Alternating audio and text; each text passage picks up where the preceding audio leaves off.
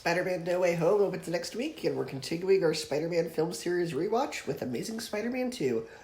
Now, over the past few years, this movie's become very divisive, for lack of a better word, and I can see why. It has the same problem that movies like Batman vs. Superman and the Tom Cruise Mummy movie would later have, where instead of focusing on the story of the movie that you're watching, instead of focusing on the story that they need to tell then, it spends too much time trying to set up future films.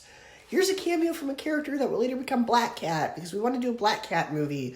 Here's Easter egg, setting up the rest of the Sinister Six, because we want to do a Sinister Six movie.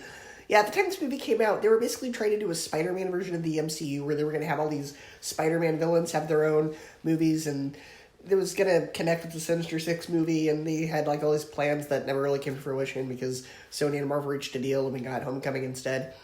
And yeah, Electro's motivations aren't that great.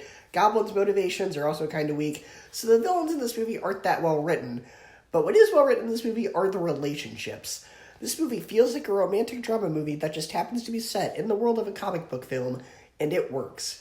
Once again, just like Amazing Spider-Man 1, the relationship between Peter and Gwen is extremely well done, and they just knock it out of the park.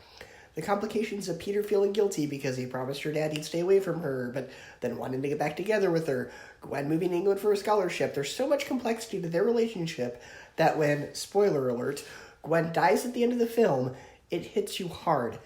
And they really take the time to let you feel it. They don't just gloss over it and move on to the next scene. No, they actually show her dying. They show her dead body, and they take the time to really emphasize the fact that she was just killed. Andrew Garfield's acting in this scene is fantastic.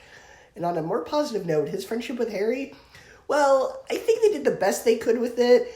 It would have meant a little more if Harry had been in the first film, because when he becomes Goblin, it doesn't have as much weight to it as it did in the Raimi films, because those spent 2 entire movies building that up instead of 2 hours, and it does feel like a quick third-act twist similar to what they did with Venom in Spider-Man 3.